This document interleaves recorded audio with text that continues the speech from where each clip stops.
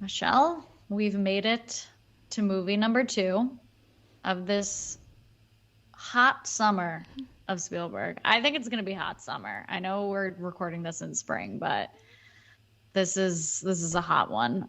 Raiders of the Lost Ark. I want to hear your first memories about it because I truthfully feel like I have nothing insightful to say for this entire episode. So you gotta carry us home. Your whole vibe, I think, kind of fits what I think your feelings are going to be about.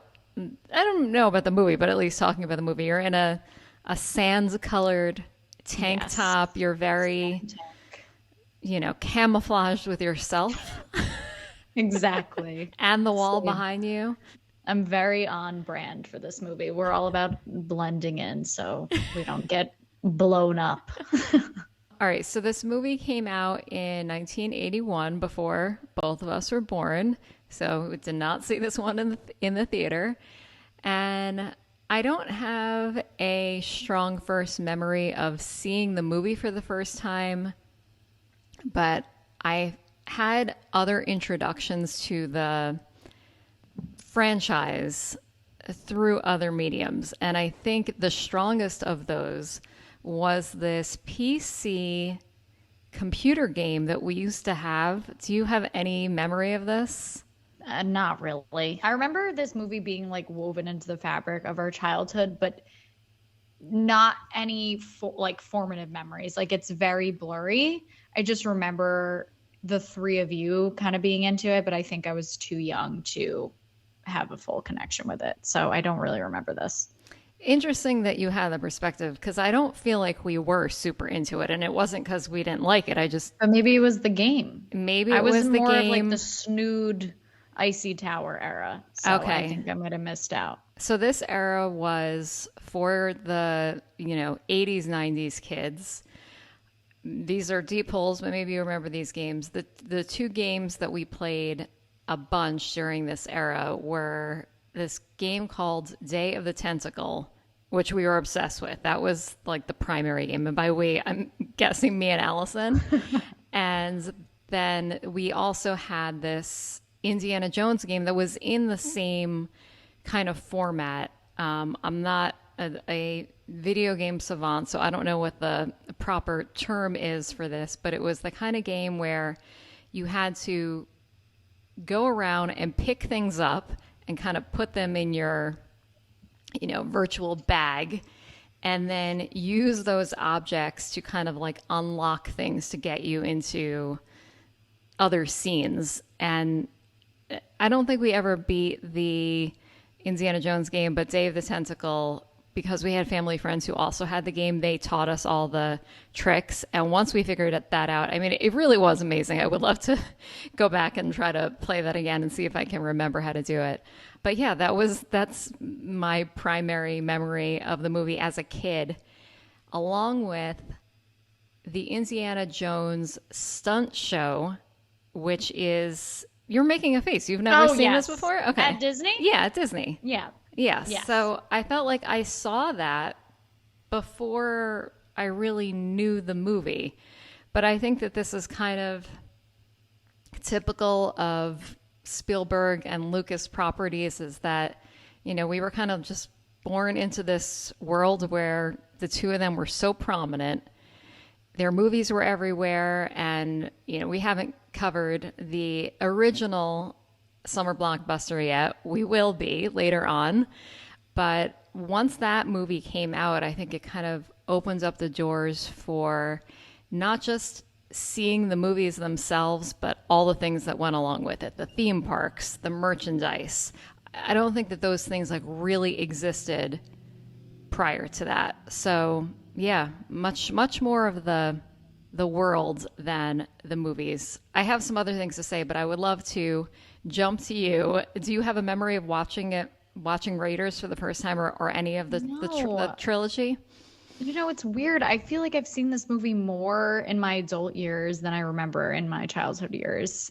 But I agree with you. I think that Indiana Jones has just always been more of like a personality trait and part of our lives, whether it's in video games. I was making that face with the stunt show because I didn't even put two and two together that I could see the logo and I can see it all, but you know when you're doing things when you're younger and you're not paying attention, and I'm sure we went, and maybe when I was in my later high school years when we did a trip back to Disney, but I completely forgot.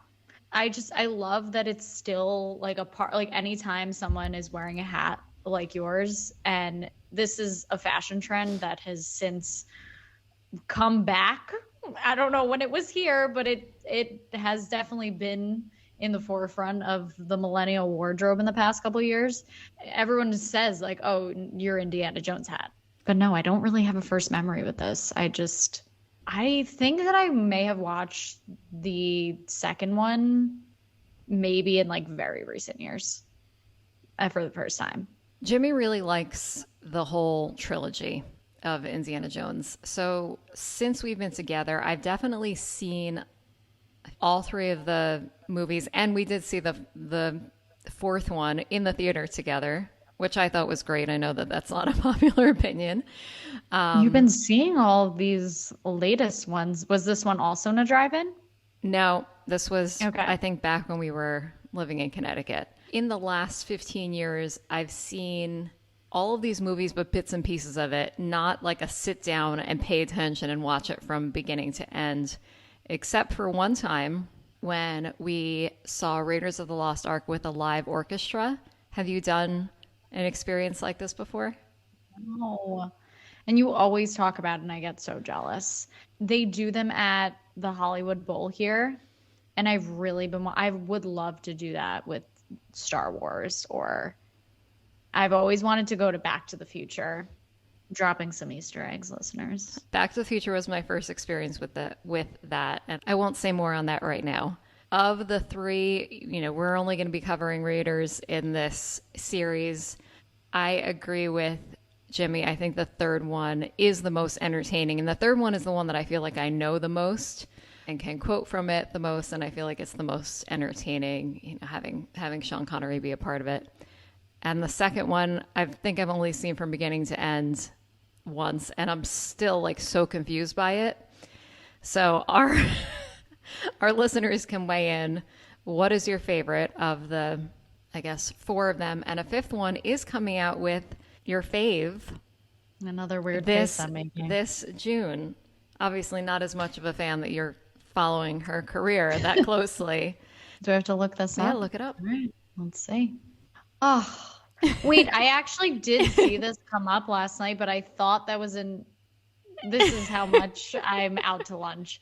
I was like, oh, I didn't know that they released. Like, I thought that they came out a couple years ago, but that means it's going to be funny because shout out to my girl, Phoebe Waller-Bridge, favorite writer / human.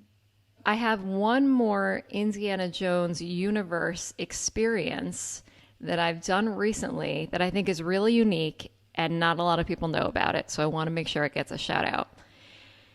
At Disney Springs, which was formerly downtown Disney, it's kind of at Walt Disney World here in Florida. It's where they have all the, the restaurants and the shops and the nighttime experiences. Pretty recently, I would say within the last 5 years, they built this restaurant / bar called Jock Lindsay's Hangar Bar.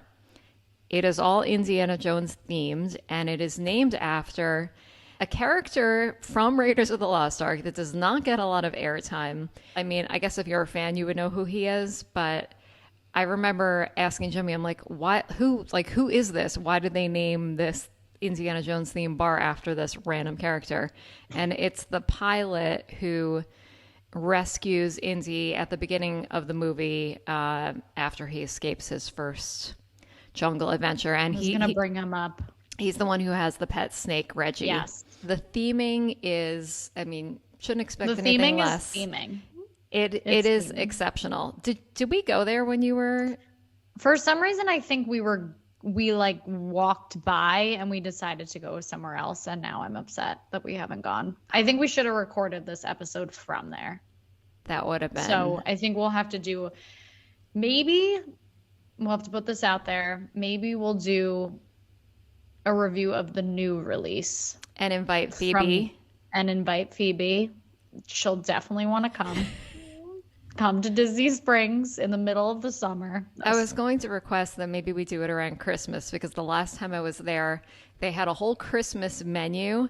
And I don't know if I shared this with you when I did it, but I got this epic alcoholic hot chocolate flight. I don't know what it has to do with Indiana Jones, but it was delicious. They definitely were not drinking hot chocolate in the desert, but I like where they're going. I'm loving the chaotic description of this place. I'm picturing like drunk Santas drinking hot chocolate at the bar, but Indiana Jones themed, and like the music in the background playing. It's such an odd choice now that I'm like saying it out loud. Like, it's because people love boozy hot like beverages in the winter. People go bananas for that stuff. I'm not a big hot alcoholic beverage person. I'm not either. But I love hot chocolate. If you put a little peppermint schnapps in there, I can dabble. That was one of them. If I can find, I know I must have taken pictures or videos. So if I can find those, I will include them in the video version of the podcast, which you can always watch for free on our YouTube channel. First thing I'm going to start with is just taking a moment to appreciate Harrison Ford in his professor stage, that they gave us that scene and just allowing us to feel like females within the crowd of just admiring him while he's teaching. I was also thinking while watching that scene, it was drawing comparisons of the Ferris Bueller scene, but the complete opposite of everyone like sleeping and wanting to leave. But everyone seemed very like drugged and in love. When was this supposed to take place?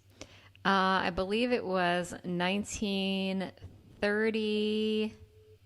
36. Yeah, 1936. So very different time periods of those two movies, but for some reason I feel like I could have plucked people from both those classes and maybe they just would have blended in with their somber facial expressions. But yeah, I love that they're able to give us this character who lives and experiences in two different worlds and basically has a double life.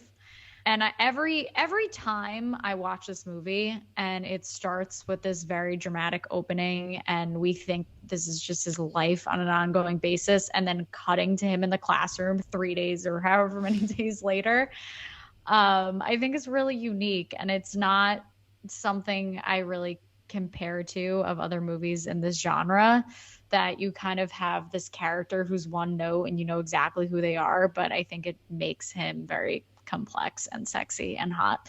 Literally my first note, not the sexy hot part, but just that that Indiana Jones as a character is multifaceted. He's not what you would expect. He's not like anyone that you know in real life.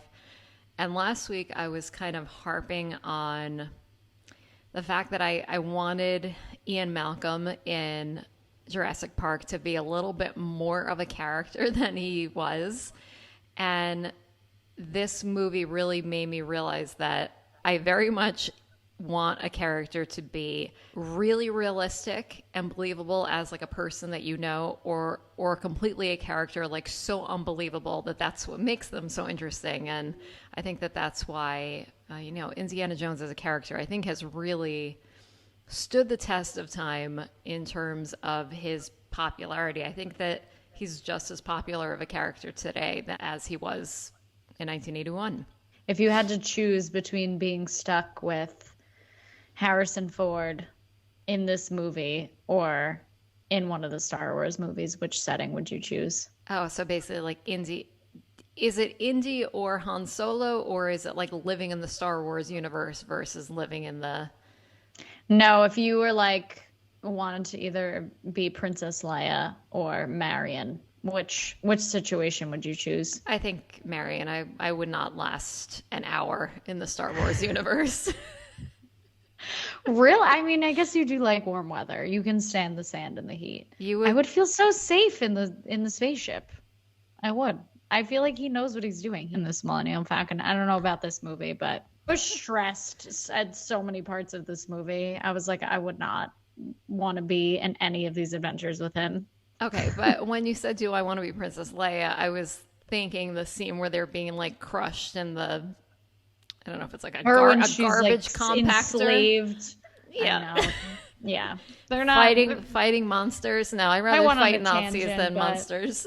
I do want to hear from our listener base, though, if you had to choose which setting you would be in. If you were stuck with, would you be stuck with Han or would you be stuck with Indy? We want to know. I thought a lot of people wouldn't even consider being stuck. They would be thrilled. I just want to be in the classroom learning about Yes. whatever they were learning about, the vaults. I just saw him drawing like diagrams of vaults on the board, and I was like, all right, this makes sense. I have no idea what subject matter that class was. If someone can explain it to me, I'm all ears. There's probably a very proper scientific definition behind it. Laura, you really missed an opportunity. You could have come here with the "love you" written on your eyelids.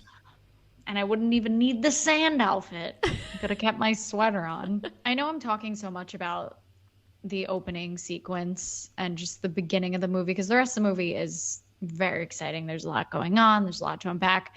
But because you brought up the pilot who helps him escape, that entire I was locked in that entire sequence when he is running away from the tribe. There's this scene where he is sprinting to the pilot, running away from Belloc and the tribesmen who are trying to kill him. There are just some gorgeous shots in this movie, and it made me feel like I was on the set of Lost for a second because there's a scene where they're all sprinting towards him. He's running to escape, and there's just so much going on, but like the contrast of the blue sky to the green grass, I'm so curious as to where that was filmed because I feel like it could have been in Lost or like where it's just shot in Hawaii. There are so many wonderful shots like that in the movie that you just cannot take your eyes off the screen. Also, this is actually something that I should have mentioned at the top of like recent years, but they opened the Academy Museum in Los Angeles a couple years ago. And the first time I went, they have this entire section dedicated to all the elements that make up the movie.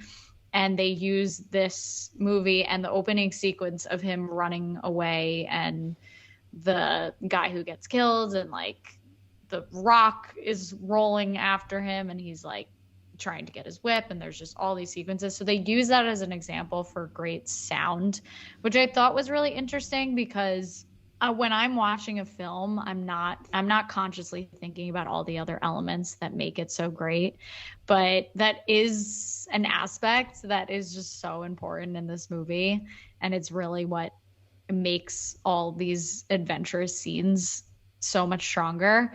So I think after I had that experience, I've watched this movie so different every other time because I'm more locked into that sensation than just watching the craziness unfold. Sound design is not something that I typically think of, but I think in all of Spielberg's movies and in all the movies that we're going to be covering in this series, I think it is a really important element. We may have talked about it last week in the Jurassic Park episode, but I think in looking at our roster of films, it's almost essential. Having good sound design makes a difference between having a great movie and an excellent movie. You know, we're so quick to start critiquing and pulling things apart with, I think my first thought is always going towards like the acting and the writing and the script, which is a little different, I would say, in this entire podcast series with these movies because it's so visual and there's sensory overload. But it must be such a I could never do that job to be able to like have to think about that in with all the other elements of making sure that it's perfect. I mean, there's a reason they picked that scene, I would say, to feature in the museum for sure. You're usually the one who brings up set design, and I thought it's funny when I wrote down a note about how impressed I was about the set design. It was when they were in Indy's apartment. That particular set was one that I wish I had the opportunity just to walk around and like look at all the things because there were so many details. But I think also, in the same way that the sound design, this movie has to do so many different things. It has to be in the desert, it has to be in caves, it has to be in the jungle, in the classroom. And, kind of just like Indy's character having to be all these different people. I don't know if this is conscious or not because I think a lot of this unfolds, but part of the reason we really wanted to make this movie was to focus on the incredible mind of Steven Spielberg, but like how all of these movies really ended up becoming blockbusters. And I wonder if that's part of the thought process of like, this is going to be a smash hit. We'll be able to really blow this out into so many other things like theme parks. But truly, why is the first thing that comes to mind for you like a video game or some type of bar or a movie set? Is because like it's something that's so foreign that you want to replicate in a way. And one of the first things when I think of set design is Marion's bar, because there's a lot of details, and we'll definitely talk a little bit more about that introduction of her. But there are a lot of even details there, and I think creating a room like that definitely gave me a little bit of feeling like I could have been in a Star Wars set too, which is probably why I appreciated it so much. But I think something as simple as that, no matter what bar you are in any part of the world, people are kind of doing the same thing. But how do you create this atmosphere that's so different and needs to have its own character and to play into like the chilliness of the night and like keeping it warm inside and then, it exploding. I mean, that entire sequence is very impressive. They're doing a lot in this movie. I mean, even when we're introduced to Salah and his family, like we get a sneak peek into their family life and where they live. I love having the opportunity to give us an introduction to a new character on the screen and let the set design tell a story about exactly who they are, because it gives us like two different pieces of art in one. That's the best kind of exposition, is just getting a sense of who the character is by their surroundings and their stuff. Mm-hmm. Yeah. Can we have a moment of appreciation for Salah's rooftop dining situation? Like, did you not just want to go up there and have a glass of rosé? I'm in there. If he gave me a poisonous date, I would eat it. I would be right in there. I want to like be a part of his family, his children. Same. So great. Definitely my favorite character. I would kiss him on the mouth, same as Marion. I get it. So speaking of Marion, you brought up her bar, which unfortunately is no longer with us. R.I.P. And it was funny because I was saying to Jimmy, I'm like, why didn't they make like a Marion's theme bar instead of, Jock Lindsay? And he was like, yeah, probably because it, doesn't exist anymore and it wouldn't fit with the narrative. I mean, I'm bringing this up in the what did we love category, so I have some good things to say. Do you? I do. Okay. I have some good and some things that I will save for the next section. So The Sandlot was one of my favorite movies as a kid. So when I can't pinpoint when I first saw this movie, but I remember having this like, actors listening to this podcast probably want to kill us because they're like, oh, that this person just remembers me from this one movie. But I remember having that feeling of like watching it for the first time, being like, oh, that's Scotty's mom. She's great. Same. But she's so great in this. She's a lot younger. So I think the first time I saw it, I didn't recognize that through line. But I don't really have any notes for her. Like, I don't think that she performs perfectly, but I think that she was a really great pair with Harrison Ford. She's not as multifaceted. I feel like she kind of like, I know exactly who she is on paper, whereas like Indy is a little bit more mysterious and I can't really peg him. He's doing a lot. But I think from like a writer's perspective, I can't picture another like a female lead better written than Marion's character. I think that they just complement each other really, really well. And they get the job done.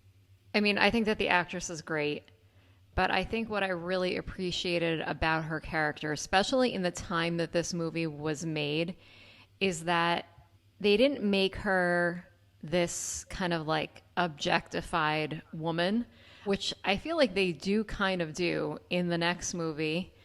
And then in The Last Crusade, their main female character is kind of more of the like, femme fatale style.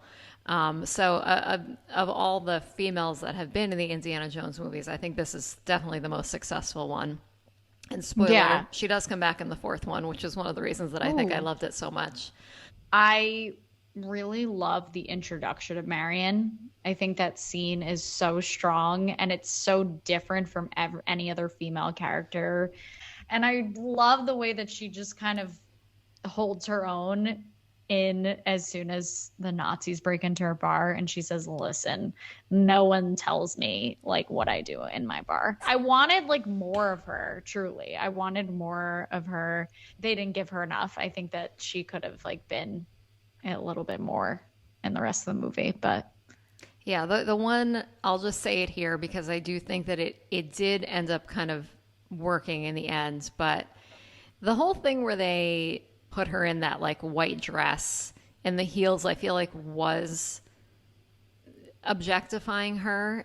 And I was reading something about that scene or that dress on IMDb, and she and the actor who played Belloc kind of had the idea, this was not in the script, of having the scene of them kind of having the drink off again as a way of, giving her a reason to change into that dress. But if you read the little IMDb snippet, it says, they needed her to change into that dress to like heighten the moment when she and Indy are in the snake pit essentially. And I was like, how does that heighten yeah. but anyway, I feel like it's so like not fitting for her, and you can tell that she's like, she's a tomboy, like she's not comfortable in it, and it almost seems like a joke. So I feel like whatever they were trying to do like backfired in a way that almost like made her character stronger, or at least that's the way that I chose to Yeah. interpret it. I was actually trying to look into it a little bit more, just like dig a little bit deeper with like symbolism and the why they would have chose to do that. But I think in a way, yes, like they were objectifying her, but like she is like strong enough that the character and the acting like made like kind of danced around it and turned it into something else so Yeah. that like she could own the scene in her own way. Yeah, Which like I thought was kind of cool. So I think if the intention was negative, like it didn't work for them because Yes. she kind of did her thing and made it her own.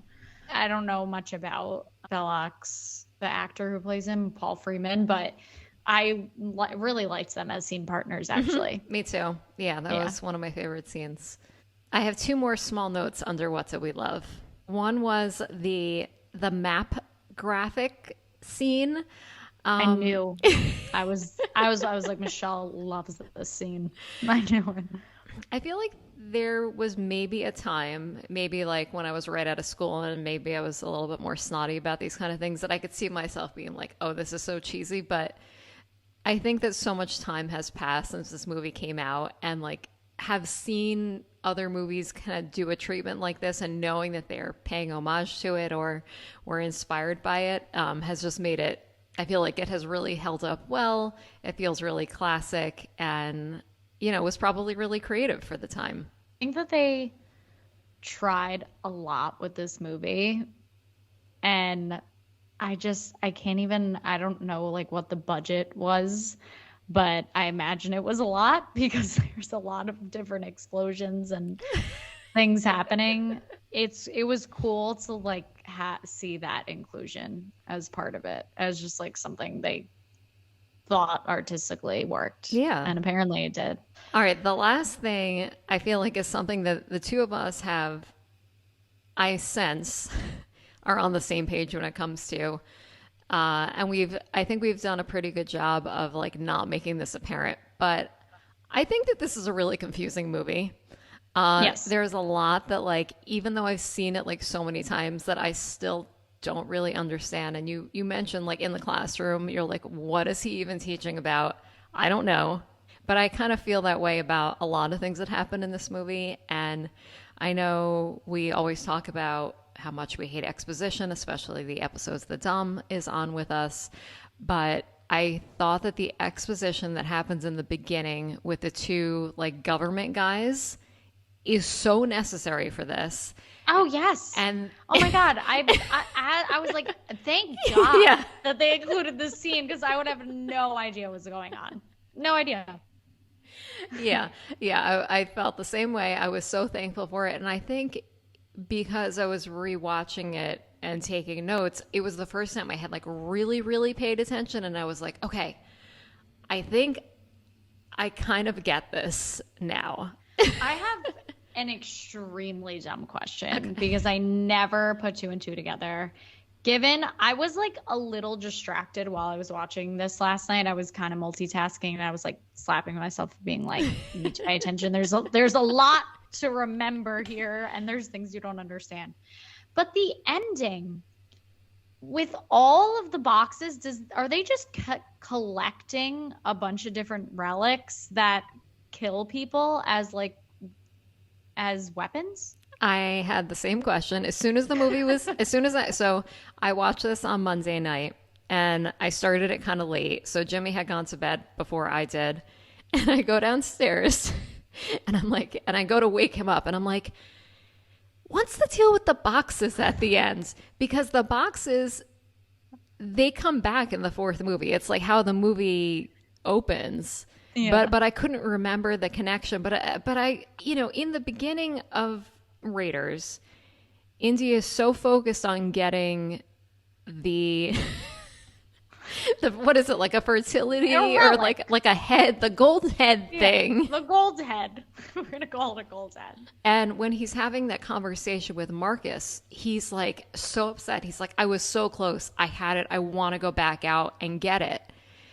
And then I'm like, what? Did he completely abandoned that when this other kind of mission came up and he's like, all right, fine, I'll go do this thing instead. We'll focus on the arc. But like at the end, like he doesn't really get anything. I mean, I know he had an adventure and he reconnected with Marion, but did he really get anything out of it? Like it didn't go to the museum though. Like, right? So like he didn't really have anything to show for this. They were like, listen, this thing murders people and it melts their flesh. You should probably let someone check it out. And they were like, no, it's okay. Don't worry about it. So it seemed like they know, but how many? I thought there was only one. There's multiple of these things, but are they in like different forms? Well, question for the audience. What's in all Does those anyone boxes? know? Is it possible for you to love this movie but also be completely confused by it? I think that's fair. I'm gonna start with things that I didn't like because I was thinking a lot about this coming off of our Jurassic Park release. If you haven't listened yet, go listen. Great episode. No one is really worried about Marion getting blown up, are they?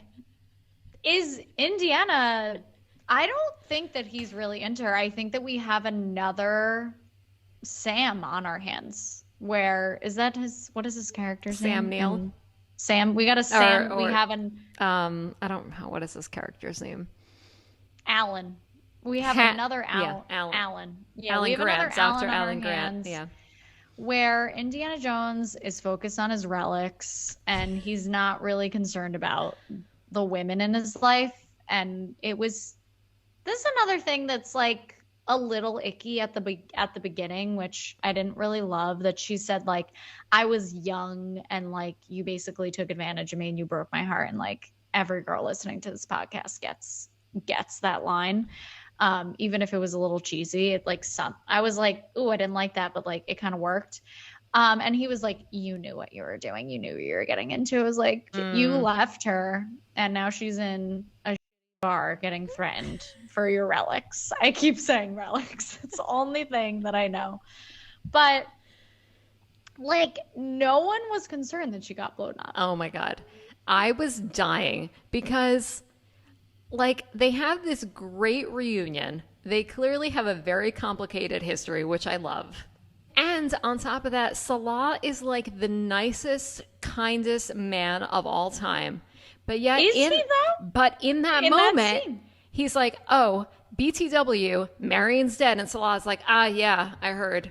Life goes on." Like, okay, can we have a moment of silence? Let's go eat some dates.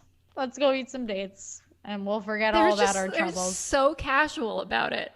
So casual. Not a normal reaction whatsoever.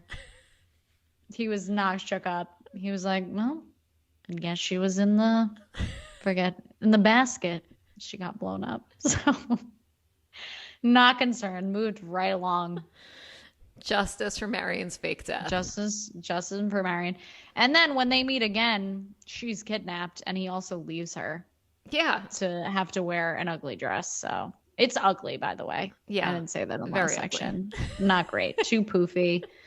And then other than that, yeah, I felt like I had a little bit of some issues about objectifying her. Like she held her own and she like I think the way that her character was written was very like independent and could work the room on her own. But like they tried to sneak in like, oh, the woman who needs to be saved. Yeah. And she doesn't need to be saved. No, she does not. The helicopter scene stresses me out every time. She's trying her best. She's shooting up Nazis in there. She's doing a great job.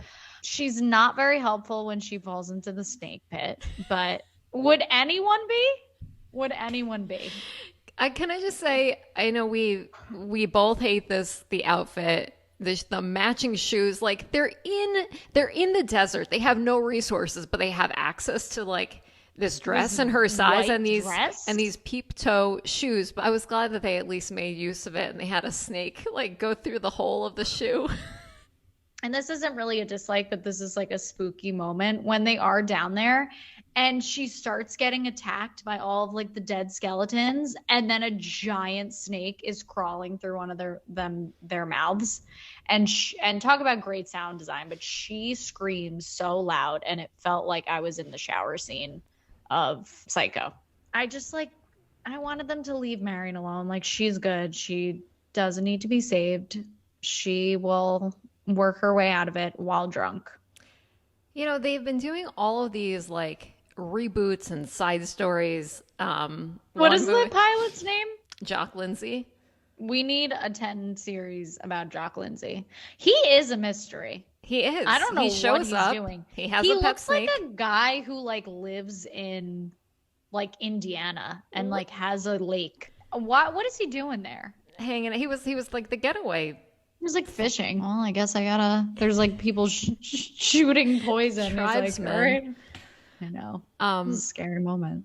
But what I was going to say is they do all of these reboots and like deep dives on like random characters within a movie's IP. I want to see the Marion story. I want to see what happens in between when she and Indy were together, whatever it was, like 10 years before this movie. And when we first meet her doing the shots in the bar. What happens in between that? Then and when I love when he walks in the bar and she just smashes a glass on the ground. It's so great. It's so powerful. Yeah, what is she up to in Nepal? I wonder if he left her in Nepal. That's kind of mean.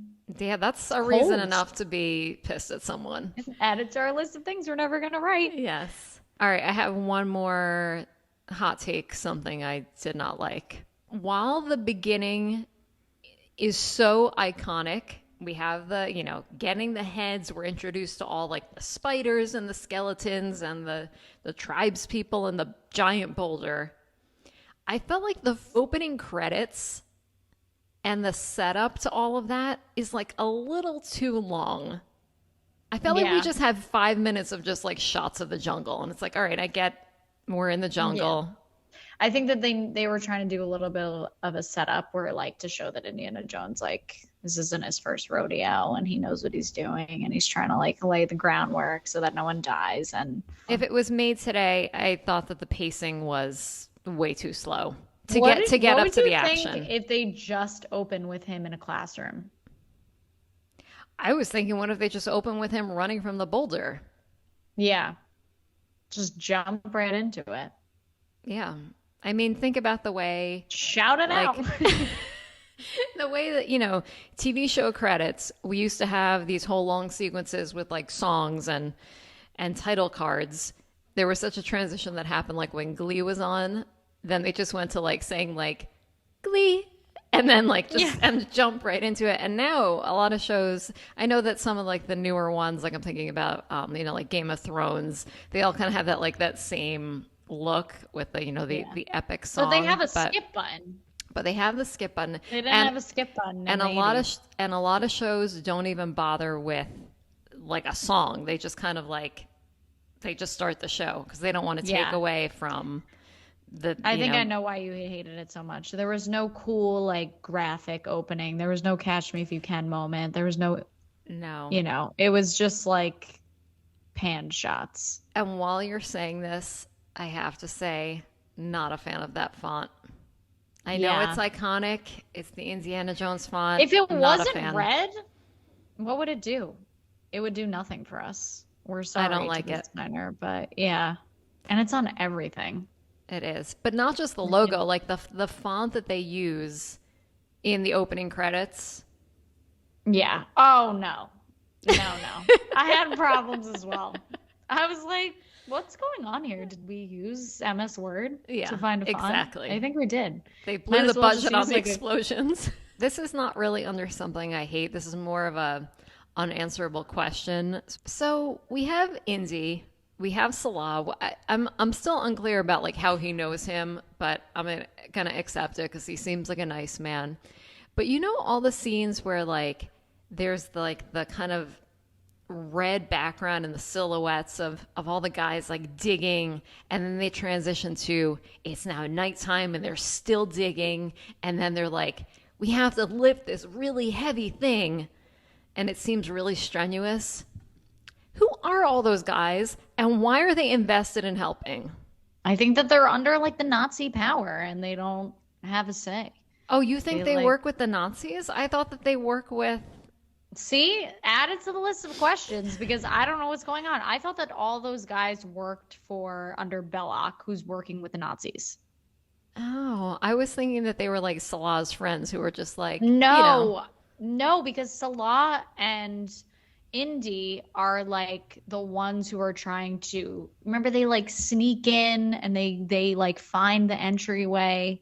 Like they don't have diggers. They only have themselves. So the digging people Are we work talking for about Belloc. the same diggers? Yes. Yes. He has like an army of diggers. Yeah. I thought that those were Salah people. Okay. How would they be Salah people? They would remember they were like trying to stay incognito. I'm so confused. I really want to know, like, of all the very exciting scenes that happen, like, what is your favorite, like, adventure moment? And it's okay if you like the tender ones as well. There's not really too many, but No, I don't like the tender ones. In fact, the scene where Marion and Indy like kiss, the where does it hurt scene Ugh, is so I hate stupid it. and cheesy, and I'm like, yeah. yeah. And We he could just skip goes to bed. I'm like, sorry, you're bleeding, but come on. I think my favorite scene, my favorite adventure scene, and I would just say this is my favorite scene, period, is when they're out in the village, the Marion basket, that whole sequence. But my favorite specific moment is when the guy who looks like Jafar comes out with all his knives, and you think that Indy's about to get into this like epic fight with him, and then he just takes out his gun and shoots him. Just Sounds about right. amazing. So great. And behind the scenes on that, I believe this movie was filmed in Tunisia. The cast and the crew, I think, were all sick. And I think when it came time to shoot that scene, they were having a hard time. I don't know if it was getting the choreography right. And Harrison Ford was like, what if I just shoot him? And they were like, sure, let's do it. And I think the reason that I love it so much, even before hearing that, is that it's so different from everything else that we've seen so far. Everything else has been so epic, and we've seen Indy like, go above and beyond to like, do all the moves, and he's like swinging through jungles and such. The simplicity of like, no, I'm not engaging in this one. Yeah. You hear that? The whole store's got the flu. Yeah. They do. God, we've been bringing up a lot of My Cousin Vinny quotes in this season so far. A lot of crossover. Well, there's been a lot of heads, so. A lot of heads. There were a lot of heads in this movie. A lot of skull heads. How about you? Do you have a favorite? I gotta go with the helicopter scene. Sorry. In addition to not knowing or brushing up on my relics, I also don't know different types of aviation. So when I say helicopter scene, I mean it's like it's a plane. It's like a Nazi army plane that Marion is driving after she kills the guy with the weights. It kind of looks like a buoy, but for a airplane. Yeah. I'm doing well, right? Yeah. I'm doing great. That scene, it stresses me out so much because it's so long. Just the idea, like how smart, like I'm just going to take the most jacked guy. And in addition to trying to save the woman that he loves from being blown up for a second time, there's like people shooting. And then I'm also just going to take a jacked guy who's just beating me up the entire time while I'm trying to do this, who's like 4 times the size. Harrison Ford is able to bring like snarky, a comedic approach, which he does so well in Star Wars also, which I think is what makes him so beloved. But he's like, he does this like sigh with his entire body that he doesn't even say anything, where he's like, he's saying, you have got to be kidding me right now. Like I just got beat up on this airplane. I'm falling off. Everyone's dying. There's people shooting around me. I have to save the relic. All these things. Now let's just take a giant jacked guy who's just going to beat me up for the next 20 minutes while I try and get out of this situation. Also, like, grosses me out that he ends up getting chopped up by the propeller. But it's just such a cool sequence. There's so much going on. There's explosions. They're trying to get the shipment on the truck, and there's just a lot going on. But great scene. They jump right into the truck scene right after that, which is like, yes. Whoa, and we just got out of the snake pit. It's like there's just so much going on. I was like I was a little dozed before that, and then I was like, whoa, I am locked in right now. Take me to the prop show because I need to see all of this happening. I was just about to say that the 2 scenes that we picked are the ones that they recreate in the stunt show. And I think it's fantastic. So I think that we should add this 2-hour day with Phoebe. We'll go to the stunt show together, and then we will record our segment over Boozy Hot Chocolate and Jock Lindsay's Hangar Bar. We love this. We should do it on Christmas. She doesn't need to be back in London for Christmas. No way. I'm sure she would much rather be in Lake Buena Vista, Florida. Yeah, definitely. So what we've learned from going through our favorite scenes is that Michelle and I are not well versed in sound design, but clearly we know a couple things about stunts because we know some good scenes. If anyone needs to come up with a amusement park stunt idea, hire Michelle and I, and we'll pick out the scenes to replicate. Yes, absolutely. We would be great at that. I'm not even kidding. I think we will be great at that. Add it to our list of projects. Add it to our list. What about favorite lines for you? Both of mine are Salah lines. One, and he says, I don't know why, I think I just love his voice. He says, I told you it will be all right. And I also like the line when he says, oh, my friends, I'm so pleased you're not dead. Yeah, I bet he is. One of my favorite quotes is also from Salah, where they're looking over the snake pit and where he says, asps, very dangerous. You go first. I actually like, which is a very big exposition scene that we mentioned earlier, but I like the way that he describes Indy, and he says, professor of archaeology, expert on the oculate, and how does one say obtainer of rare antiquities, which I thought is just a good line. Love that. There's a lot to unpack. It sounds like it could be a poem. Maybe that's why I like it so much. Oh, The one who says it is like the dumb government guys. we're the two dumb government guys, by the way. We are them. We are literally. They're like, let's place the audience in the movie, but it really just Michelle and Laura. Meal moments in this movie, but there's a couple. We got some snacks here and there, mostly alcohol. No champagne, which is is there a champagne scene? Always a champagne sighting. Champagne sighting of the movie happens at the beginning when Minute 4. Marcus went to Indy's apartment, which I love, and they drank champagne together. And I love that they didn't drink out of champagne flutes. They didn't even drink out of coupe glasses that I love. They drank out of like mismatched, like one had a tall glass, one had a short glass. It was whatever was laying around. And both of us love like high and low mixed together. So I love the idea of having like a bottle of champagne and drinking it out of like a mug, a paper cup, whatever you have. It's special no matter what you drink it from. Yes, it's celebratory out of any vessel. Love this. So that was the one champagne sighting of this film. And I'm convinced now there's champagne at every movie. Yeah, there is. We should do. There wasn't Jurassic Park. We'll have to do a champagne Easter egg. Yes. Hunt. Who doesn't love like a little bubbly? There's always something to celebrate. I get hangovers from one cocktail now, which is really fun, but like weirdly, I wanted to do a lot of shots after watching this movie. I was like, do I want to go to a bar with Marion and get wasted? Because I do. She looks like she's having a great time. What? Are we to assume that whatever they were drinking was some kind of like the strongest vodka on earth? Something in that range. Like worse than a tequila somehow, but tastes like vodka. Whatever she was drinking with Belloc, do we think it was the same thing? Like, can she just drink anything? Or was she like, oh, I got this. This is what I drink back at home.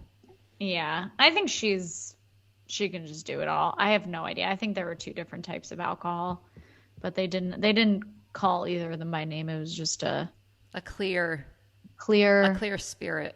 Yeah. Which I could do. No mixers. But I think like you got to go for it. In the environment you're in, it's hot, it's cold. You just want to not be in your right mind. If me and you did a shot off, who would be the victor? Me. For sure. My friends and I would do shot for shot in college, and I was usually one of the last ones. Like, wow, but I've done this before.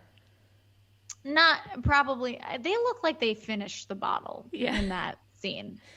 I mean, I've never fallen over like in the middle of it. Like it would usually be like, all right, everyone take 6 before we go out because we can't buy alcohol when we're out. So everyone get it in now. But anyway, yeah, I think it just made me want to like have fun with Marion. Like I'm gonna write myself into a 10-part series of Marion, and we're just gonna be at the bar drinking. I am obsessed with dates because I go to the farmer's market every Wednesday, and I have my date guy that I go to.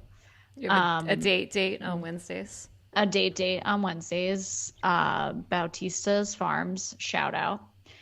And I usually like have dates a lot during the week. Like I'll have it as like a little, like almost like a meze platter. I have some like dates with like some cheese and some meats and some bread. It's great. It's great for snacking, fills you up during the day.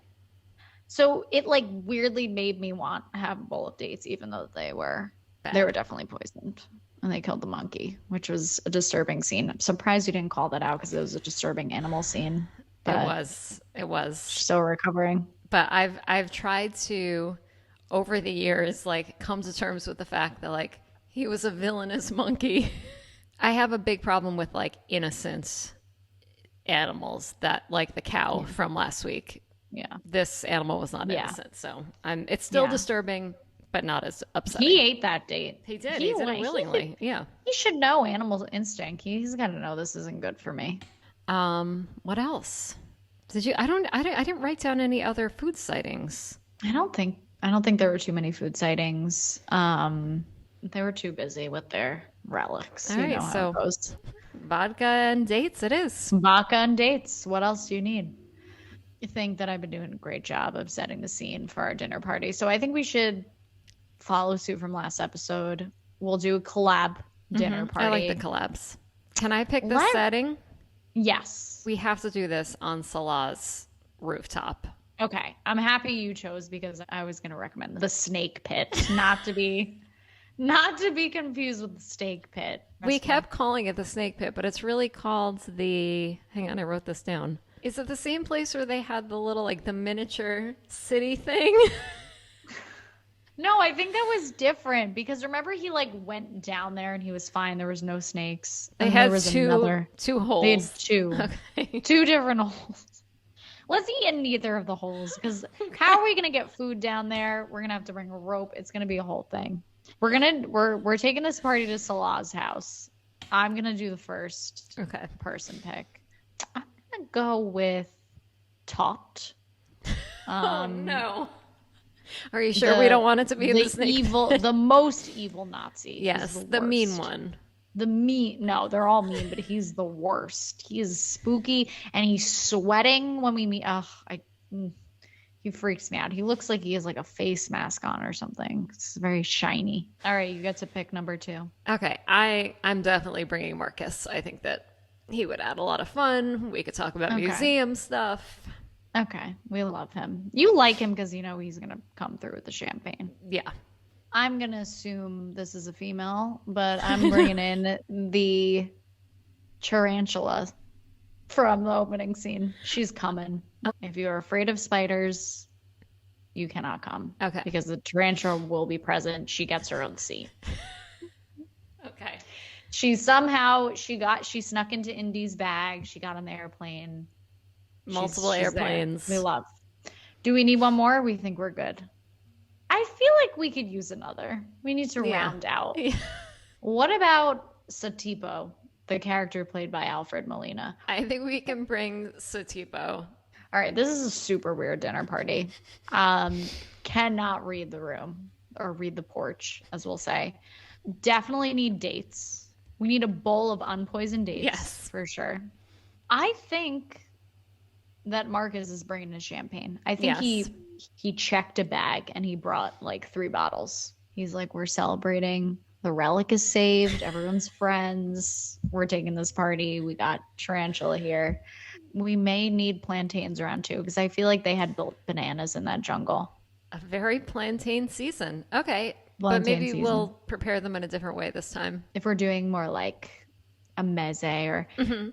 plantains could go really nice with some like peanut butter, like a nice Oh. like peanut butter drizzle.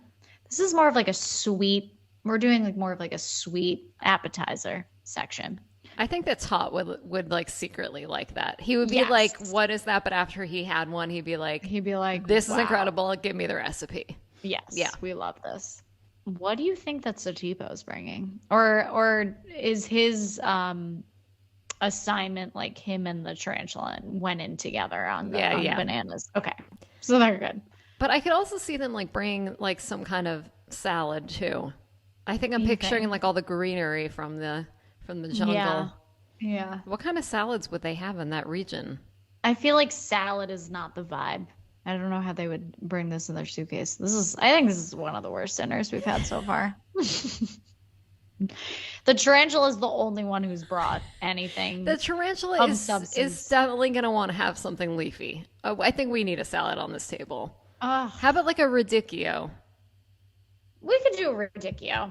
They're not growing radicchio in the desert though, so this is imported. This is an imported salad. Okay, we're fine with that. The tarantula is Okay, responsible so we're for fine it. with Yeah. a radicchio. How about with some maybe Some like fennel. fennel, and Is I was that weird? thinking some like maybe some like tangerine, sections. This is good. I feel like fennel goes nicely with Yeah. a citrus. Okay, we like this. They're getting a little frisky on champagne. We're definitely bringing out the unidentified liquor Yes. as the main. Like that is the main. And they all get 3 shots each, maybe 4 for the tarantula. Who wins the shot off in this situation with these 4? Top. Yeah, He's a silent yeah, killer, and he's the only one that we saw in a bar setting. that's true. Like I could see Marcus being like, "No, I only have two glasses of champagne." Yeah. Like he's like Marcus would be fancy. out after like the first round. He's like, "I'm not hanging out with you hooligans." And we got to give them something else. I Yeah. feel like they need like we need like a good drunken meal here. What about some like oh, you know what I maybe because I've just been craving this, but like pita with falafel on it and like a Yes. nice hummus, but like Yes. a drunken sandwich, like topping it up. So it's like a nice like pita situation. This sounds perfect. I And was we hoping think that that Peter would be brought up. all right. All So right. I am formally giving this dinner party the rating of an F, but How it's many okay. Michelin stars? Salah's rooftop. Zero. Oh, I think that didn't make the we cut. didn't we made it more of like a potluck and we really should have just relied on, the best thing at this table were the dates, which is from Salah's stash. Yeah. And we didn't really come through, but it's okay. We'll have to That's make why up I for it have to next make up time. for it next time.